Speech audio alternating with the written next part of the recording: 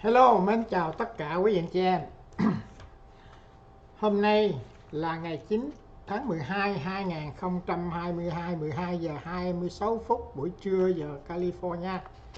Mình xin tóm lược bản tin ngắn hôm nay. Trước khi vào bản tin thì mình đọc số một cái thông báo để ủng hộ chương trình văn nghệ gây quỹ thương phế binh mùa xuân 2023 là ngày 17 tháng 12 2022.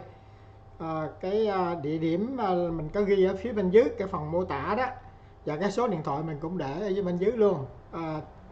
Từ 11 giờ sáng cho đến 7 giờ chiều. Cái vé mà để ủng hộ là $30 cho mỗi vé. Có thể gọi điện thoại liên lạc mình để phía bên dưới luôn là 408 646 8752, và một số nữa là 408 605 8314. Đó là chương trình gây quỹ cho thương phế binh trong cái mùa xuân tới, để giúp đỡ những người cựu thương phế binh Việt Nam Cộng Hòa còn lại ở bên Việt Nam. Sau đây mình đi vào bản tin chi tiết hôm nay. Bên Đảng Cộng Hòa thì ông thượng nghị sĩ ông John Kennedy, ông đã ra một cái dự luật để mà cấm TikTok không được sử dụng trên toàn cõi Hoa Kỳ, và dự đoán là sẽ có lưỡng đảng ủng hộ cái chương trình này. Tại vì cái TikTok là nó đầu độc những người giới trẻ ở Hoa Kỳ, nó đưa những cái chương trình nhồi sọ và làm những cái người này trở thành người hư. Tuy nhiên ở trong nước của Tàu Cộng thì cái chương trình TikTok riêng nó nhồi sọ về vấn đề và có lợi cho cái chế độ cộng sản Trung Cộng. Đó là một số tiểu bang như Texas, rồi một số tiểu bang thì cũng đã tẩy chay cũng như là cấm TikTok sử dụng.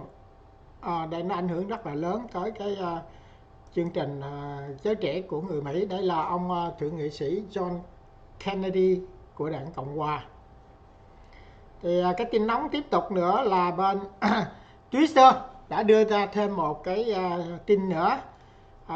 Bữa trước đưa rồi, thì hôm nay thì đưa ra một cái tin, một cái danh sách đen mà cái Bộ Tư pháp, FBI và cái bên Đảng Dân Chủ và ban vận động tranh cử của Joe Biden đã có những áp lực liên hệ với những công ty Big Tech, đặc biệt là cái danh sách mà ở bên Twitter đưa ra là nó đưa những cái người mà đối lập hoặc là những người chính trị ảnh hưởng đến chính trị mà bảo thủ của Hoa Kỳ, thì nó có một cái danh sách đen để mà nó loại mấy người đó ra, không được sử dụng bên Twitter. Không chỉ riêng Twitter và luôn cả 7 cái hệ thống truyền thông lớn của Mỹ, kể cả công nghệ và truyền thông và vòng chính, cũng cả đồng lõa với FBI, rồi lại Bộ Tư pháp, rồi lại bên Đảng Dân Chủ, đặc biệt là ban vận động tranh cử của ông Joe Biden 2020 cho đến 2022, thì họ có cái sự liên hệ với nhau. Đó là đưa thêm một cái tin về cái ông Elon Musk ông đưa ra nữa. Đây là cái tin hôm nay là tất cả trên trang báo và cơ quan truyền thông tả và hữu đều đưa ra. Cái người đương kim thượng nghị sĩ của đại diện cho tiểu bang Arizona là bà Kishma và Christine, bà ta đã từ bỏ cái Đảng Dân Chủ và ghi tên trên cái đảng độc lập. Thì lúc trước bà cũng bỏ những cái lá phiếu nghiêng về Đảng Dân Chủ, nhưng bà còn nằm ở trong Đảng Dân Chủ. Hôm nay bà rời bỏ Đảng Dân Chủ vì lý do Đảng Dân Chủ hiện nay là cái bọn cánh tả đó, sau chủ nghĩa nó thao túng cái chính trị Mỹ và nước Mỹ, thành ra bà ta không có đồng ý nằm trong cái Đảng Dân Chủ nữa, và bà ta chuyển ra là cái đảng độc lập. Thì hiện nay thì Đảng Cộng Hòa thì có 49, là Đảng Dân Chủ là 51, cộng với là bà Kamala nữa là 52. Thì bây giờ bà này bà ra thì bà là đảng độc lập. Thật sự đảng bên Dân Chủ đó nó có là 2 người đảng độc lập trong đó, chứ không phải là nó chỉ có 49 thôi, nhưng mà nó có 2 người đảng độc lập vô trong đó nữa, thành ra là nó đa số đó.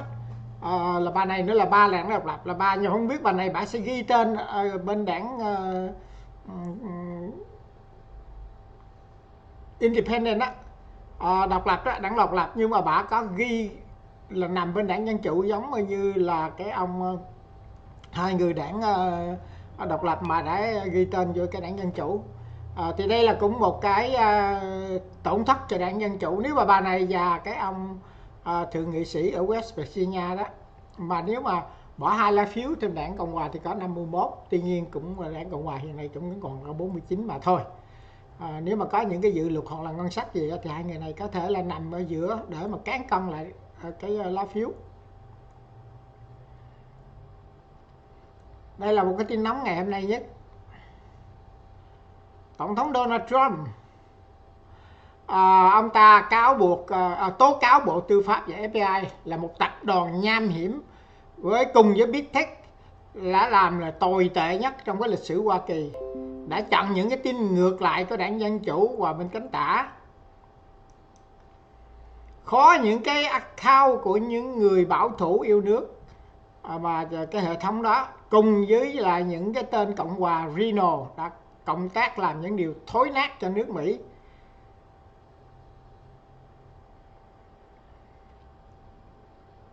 Để mà khống chế những cái đối lập về chính trị. Thì hiện nay đó thì chưa có một cái quá khứ nào mà làm một cái vấn đề chính trị mà truyền thông và chính quyền nhúng tay là một cái điều tồi tệ xảy ra trong nước Mỹ từ trước đến nay, để dùng quyền lực và tình báo nham hiểm của quốc gia. Đặc biệt là cái bọn Rhino nữa, nó cũng gia nhập vô luôn.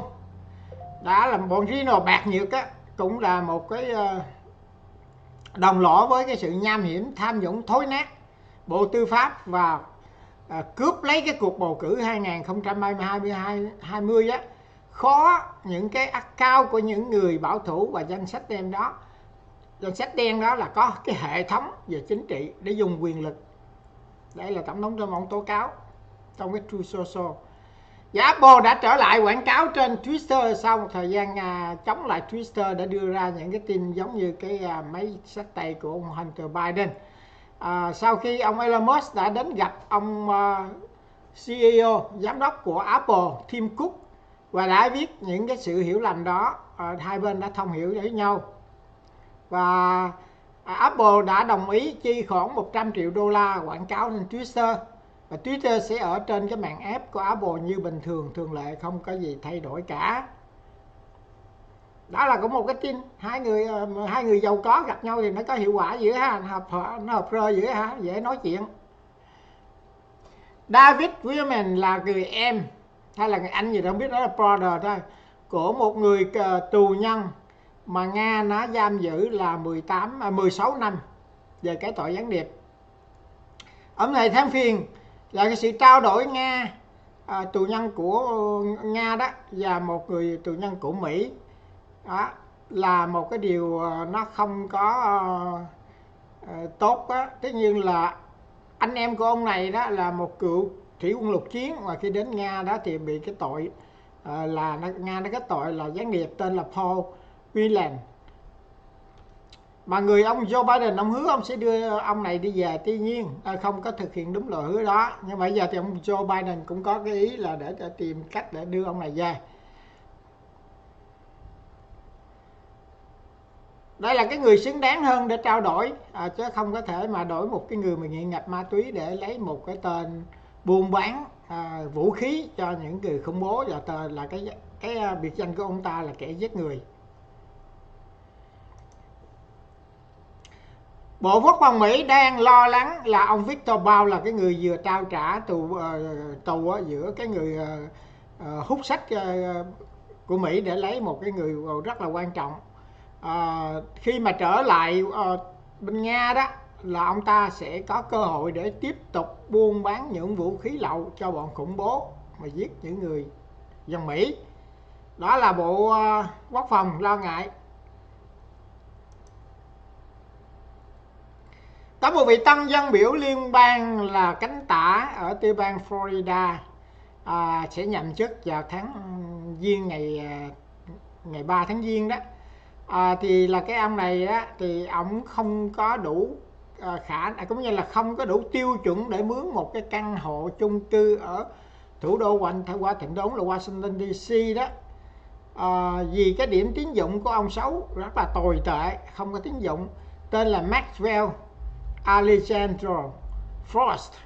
Đây là một dân biểu đã gia nhập vô cánh tả của AOC. Ông ta, cái nghề sống của ông ta là cái nghề lái xe Uber. Và cái bà AOC bà cũng tỏ ra cái lời nói của bà ta là nói là lúc 2018 khi bà đắc cử dân biểu liên bang của Hoa Kỳ đại diện cho nữ ước, thì bà đến Washington DC thì cái bà nghèo đó, bà không có đủ cái khả năng để mà mướn một cái căn hộ ở Washington DC với cái số lương là khoảng 200.000 đô la một năm. Thành ra bà ta phải chịu khó khăn và chung sống với một người bạn của bà ta ở Washington DC. Thì hiện nay bà ta không tiết lộ là bà ta có mướn hay là vẫn tiếp tục chung sống.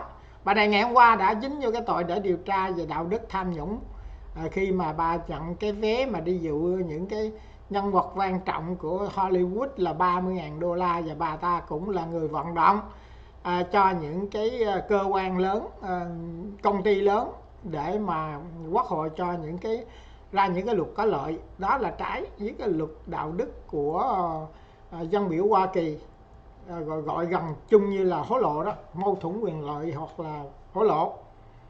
Thì hai người này thì cũng dân bên thiên tả là hai người nghèo rồi cũng vô quốc hội, nhưng mà vậy thì bây giờ gia nhập thêm một nhóm người nữa thì cánh tả, nhưng mà bên đảng Cộng hòa bây giờ nắm rồi, loại bà AOC ra những cái ủy ban không có còn nữa.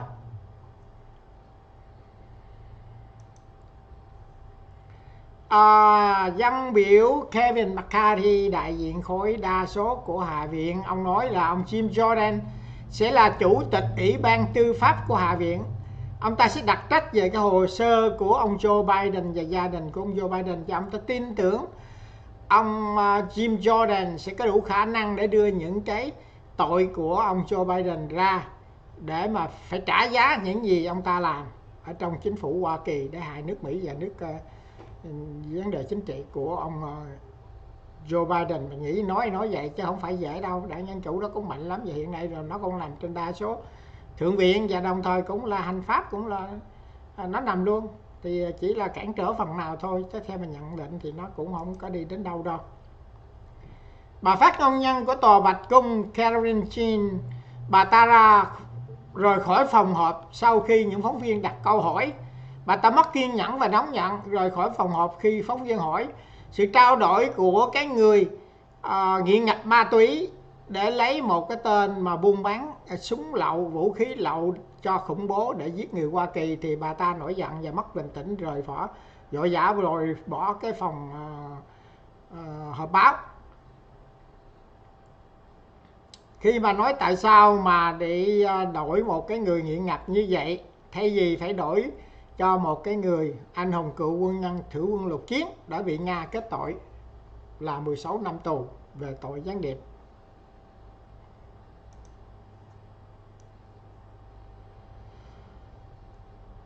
Hiện nay thì cái poll thăm dò thì cái tỷ lệ mà người dân Mỹ trở ngại khó khăn về tài chính là 55%. Vì cái vật giá gia tăng hiện nay nhiều thứ, thành cái chi phí nó cao hơn, mà cái tiền lương thì nó không có được tương xứng với lại cái lạm phát. Đó là cái khó khăn của Hoa Kỳ. Trên 50%, tức là 55% người Mỹ gặp khó khăn về tài chính. Tổng thống Trump cũng đã lên án cái sự trao đổi tù nhân của Nga và Mỹ, đó là một cái sự tệ hại của ông Joe Biden. Đấy, đó là một cái điều sỉ nhục cho quốc gia Hoa Kỳ, để thay vì thay đổi người tù nhân xứng đáng thì không, nhưng mà đưa một cái người mà cái tội nặng của Nga, cái án tù là 25 năm, tội buôn súng, buôn vũ khí lậu để giết người Mỹ, mà đổi lấy một cái người nghiện ngập của Mỹ để đi về, mà để lại những cái một cái người mà xứng đáng, những người mà xứng đáng, đặc biệt là cái người cựu tiểu quân lục chiến đó, đáng lẽ là phải đi về nhưng mà lại không được đi về, mà lại để cho như vậy. Đó là cựu tổng thống Trump lên án. Và cái ông Joe Biden hôm nay thì ông ta tuyên bố cái người bỏ đảng Dân Chủ từ đại diện cho Arizona thì cũng không có ảnh hưởng gì cái chính sách của chính phủ của ông Joe Biden hiện nay. Tại vì đó là bên đảng Cộng Dân Chủ đó thì nó vẫn còn là đa số, và hành pháp nó cũng còn nắm đó, mà nó không có ảnh hưởng gì cả, nhưng mà nghĩ cũng ảnh hưởng một số phần nào đó.